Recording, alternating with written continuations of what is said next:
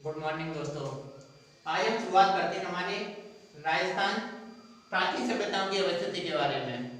तो इससे पहले पता ही होगा आपको कि हम इससे पहले राजस्थान की जितने भी प्राचीन या मध्यकालीन नाम थे उनकी चर्चा की थी।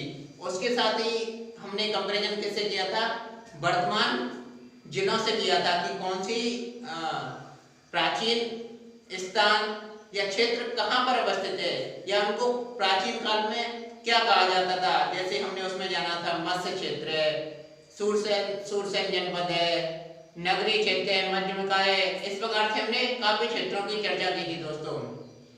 आज हम उससे आगे बढ़ते हैं। आगे क्या जानेंगे कि आगे हम जानेंगे जो हमारी प्राचीन सभ्यताएं थी वो कहाँ कहाँ अवस्थित थी। जैसा कि आपको पता ही है कि सबसे पहले या तो आप भारत पढ़े या फिर विश्व पढ़े, कुछ भी पढ़ते हैं तो सबसे पहले हम क्या पढ़ते हैं, पाषाण काल पढ़ते हैं।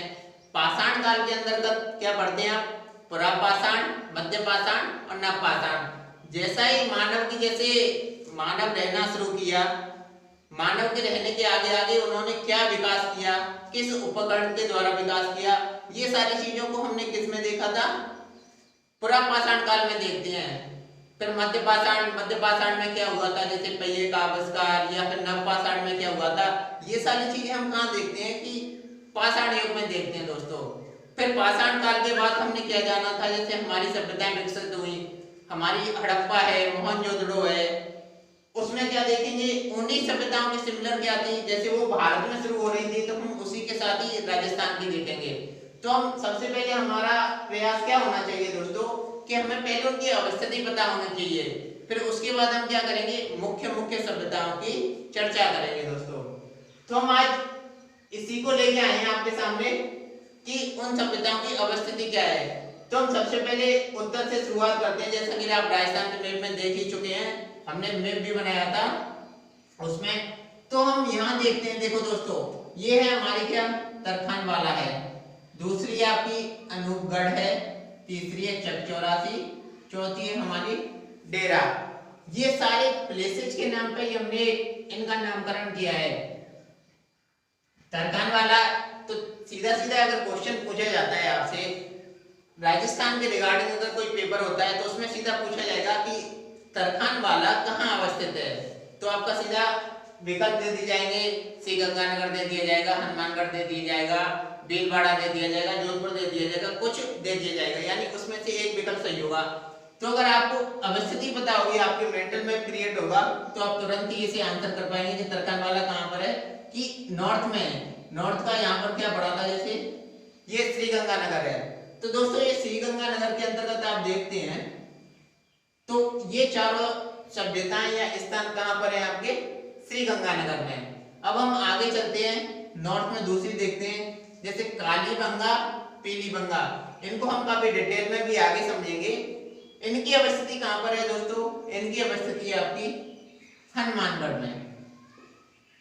कालीबंगा पीलीबंगा की चर्चा होती है तो आपकी कहाँ पर होती है, हनुमानगढ़ में। अब आपको इसके साथ ये समझना होगा कि आपको पता है कि प्राचीन काल में घग्गर या सरस्वती नदी बहती थी, तो वर्तमान में आज की जो घग्गर नदी है या सरस्वती नदी है, इसके किनारे अगर कोई सभ्यता की बात होती है कालीबंगा पीलीबंगा की है। वर्तमान में घग्गर के रूप में यहाँ बहती है। तो घग्गर के किनारे कौन सी सभ्यता विकसित हुई, तो आपका आंसर क्लियर हो जाएगा, कालीबंगा पीलीबंगा दोस्तों। अभी हम आगे चलते हैं, तो आगे इसके उत्तर पूर्व में जानते हैं। तो यहाँ पर प्रमुख सभ्यता है आपकी सुनारी। सुनारी की अवस्थिति कहाँ पर है, जैसा कि आप मैप में देख सकते हैं, ये सारे मैप एक बार क्या है आपको खुद से करने हैं। तो दोस्तों यहाँ पर क्या है, आपको जैसा कि मैपिंग में उस दिन हमने किया था, प्राचीन और उसके सिमिलर मैप समझा था हमने वर्तमान का, तब हमने क्या था, ये स्थान है दोस्तों झुंझुनू। झुंझुनू में कौन सी सभ्यता है आपकी, सुनारी सभ्यता। अगर कभी बात होती है सुनारी सभ्यता कहाँ पर है, तो वो आपके झुंझुनू में है दोस्तों। अभी हम बात करते हैं गढ़ेश्वर है, सीख गुजरा है, ये सभ्यता कहाँ पर है, ये सभ्यताएं आपकी सीकर में। ये क्या है दोस्तों, सीकर। और ये क्या है आपका झुंझुनू। इनको हम काफी डिटेल में समझेंगे, कौन सी नदी के किनारे हुई थी, वहां के लोग कैसे थे, वहां के जो सेटलमेंट है कि कोई संगठन होता था, वहां जो संस्कृति थी वो किस प्रकार की थी, ये सारी चीजें हम बाद में डिटेल में देखेंगे। यहाँ हमारा मुख्य प्रयास क्या है कि इनकी अवस्थिति को जानना। अब हम आगे चलते हैं दोस्तों, आगे चलते हैं तो इधर है आपकी नोह है, बयाना है, दर है। जैसा कि आपको पता ही होगा कि बयाना क्या है, एक तहसील है जो कहां पर पड़ती है, आपके भरतपुर जिले में पड़ती है। तो ये सारी सभ्यताएं कहां पर विकसित हुई दोस्तों, भरतपुर में।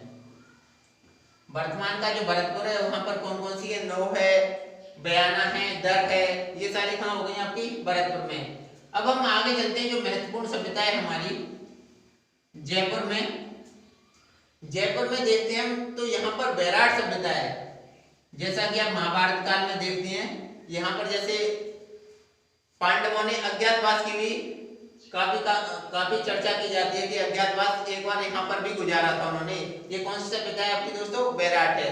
इसके अलावा सभ्यताएं हैं आपकी नालियासार है, जोधपुरा है।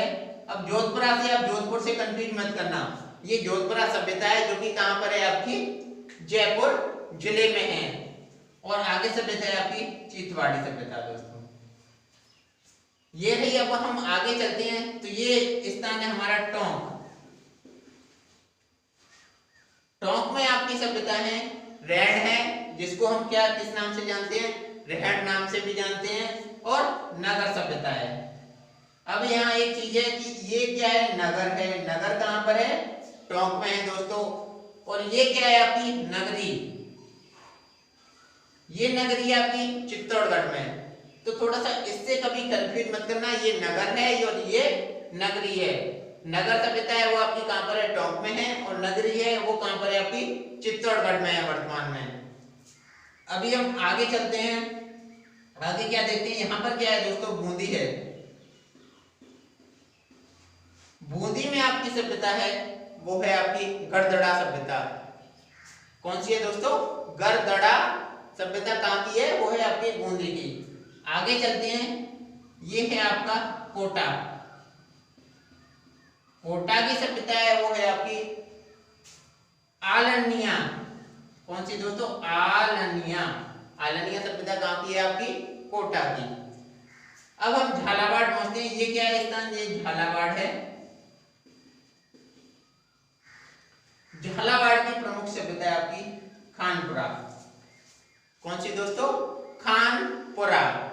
आगे चलते हैं, जैसा कि चित्तौड़ है, चित्तौड़ को पहले हम किस नाम से, जैसे नगरी सभ्यता है, इसी को हमने क्या नाम दिया था वहां पे, इसकी जो राजधानी थी मध्यमिका, जो कि हमने इससे पहले वाले वीडियो में भी डिस्कस किया है कि नगरी का पुरातन नाम, उसमें क्या देखा था हमने, उसी में देखा था हमने ये मध्यमिका है और मध्यमिका दोनों को देखा था दोस्तों। तो ये कौन सी है नगरी, ये कहां पर है, वर्तमान के चित्तौड़ में। अभी हम यहां जानते हैं दोस्तों बागौर है। बागौर क्या है, ये पाषाण काल का बहुत महत्वपूर्ण स्थान है। यहाँ से क्या है कि पशुपालन की भी जानकारी मिलती है। वर्तमान में जैसे जहाजपुर है, जहाजपुर में क्या है, वर्तमान में भी काफी अवशेष मिल रहे हैं, उसका भी खनन कार्य चल रहा है। और ओजियाना है, ये तीनों दोस्तों हैं ये सभ्यता आपकी भीलवाड़ा। तो अभी आपको भीलवाड़ा में समझ में आ गया कौन कौन सी है दोस्तों, ओजियाना है, बागौर है और जहाजपुर है। अभी हम आगे चलते हैं, आगे क्या देखते हैं दोस्तों, आगे आपका है आहड़, बालाथल, झाडोल। ये कहां पर है आपके, ये है आपके उदयपुर में। वर्तमान का उदयपुर जिला है, वहां पर क्या है, आहड़ है, बालाथल है, झाडोल है। अभी हम यहाँ पर जानेंगे कि आयड़ या बेड़च नदी है या फिर बनास नदी है, किसके किनारे ये अवस्थित है। ये सारी चीजों को हम जब डेप्थ में देखेंगे कि ये आर्ट सभ्यता कहाँ की है, उसमें जानेंगे दोस्तों। अभी हम आगे चलते हैं, ये क्या है आपका सिरोही है। सिरोही जैसा कि इससे पहले वाले वीडियो में जाना था कि चंद्रावती क्या है, चंद्रावती इसका पुरातन नाम है और चंद्रावती के आधार पर ही सिरोही में जो सभ्यता डेवलप हुई उसी को कहते हैं दोस्तों। अभी है गिलुंड गिलुंड गिलुंड सभ्यता है आपकी राजसमंद में। ये क्या है आपकी बनास नदी के किनारे अवस्थित है। गिलुंड एक जगह का नाम है, उसी के आधार पर क्या है ये सभ्यता का नाम है दोस्तों। अभी यहाँ पर क्या है जैसा कि जालौर है, जालौर में आपकी सभ्यताएं एलाना है और भीनमाल है। ये कहाँ की है दोस्तों, जालौर की सभ्यताएं। अभी हम आगे चलते हैं तो ये क्या है तिलवाड़ा। तिलवाड़ा भी पाषाण काल का एक महत्वपूर्ण स्थान है। जैसा कि जितना पुरातन बागौर है, बागौर के समान ही तिलवाड़ा पुरातन स्थान है। ये कहाँ पर है आपका बाड़मेर में है और ये आपकी लूनी नदी की सहायक नदी है, उसके किनारे ये सभ्यता विकसित हुई थी। तो वो कहाँ पर है तिलवाड़ा दोस्तों, बाड़मेर में। अभी हम आगे चलते हैं जैसलमेर वाले रीजन में पहुंचते हैं। तो जैसलमेर में आपकी ये सभ्यता है ओला है, लोद्रवा है, कुंडा है। जैसा कि आप लोद्रवा की रानी पढ़ेंगे, लोद्रवा किस नाम से जाना जाता था, तो ये लोद्रवा उसी का है, जैसलमेर में अवस्थित है दोस्तों। उसी के नाम पर इसका नाम लोद्रवा सभ्यता या ओला और कुंडा सभ्यता है दोस्तों। अभी हम आगे चलते हैं बीकानेर। बीकानेर पहुंचते हैं। बीकानेर में जानेंगे हम बीकानेर में सभ्यताएं आपकी सावड़ियां हो गई, पोंगल हो गई, सोंथी हो गई। कौन कौन सी सभ्यताएं दोस्तों, सावड़िया, पूगल और सोंथी। ये कहां पर है आपकी बीकानेर में। अब आगे कुछ सभ्यताएं जैसे मिडिल में है डीडवाना है, कोरांडा है, कुराडा है और जायल है। ये कहां पर है दोस्तों, ये है आपकी नागौर में। इस प्रकार से हमने अभी क्या जाना सब में कि कौन कौन सी सभ्यता है वो कहां कहां अवस्थित है, उनकी अवस्थिति को देखा था। अब हम आगे चर्चा करेंगे, दूसरे लेक्चर में चर्चा करेंगे। उसमें हम विशेष रूप से चर्चा करेंगे आपकी जो मुख्य जैसे कालीगंगा और पीलीगंगा की, सुनारी, गढ़ेश्वर, बैराट और आपकी सभ्यता है आहड़। आहड़ के बाद आपकी सभ्यता है गिलुंड। इनके बारे में हम डेप्थ में जानेंगे जैसे ही हम आगे वाला दूसरा अपना वीडियो बनाएंगे दोस्तों। मैं आशा करता हूं दोस्तों ये आपको समझ में आया होगा। आपको इसके साथ ये देखना है, इसके साथ ही आपको पहले वाला वीडियो देखना है, तो आपको क्लैरिटी अच्छी तरह से आ जाएगी दोस्तों। इस वीडियो में केवल इतना ही दोस्तों, धन्यवाद।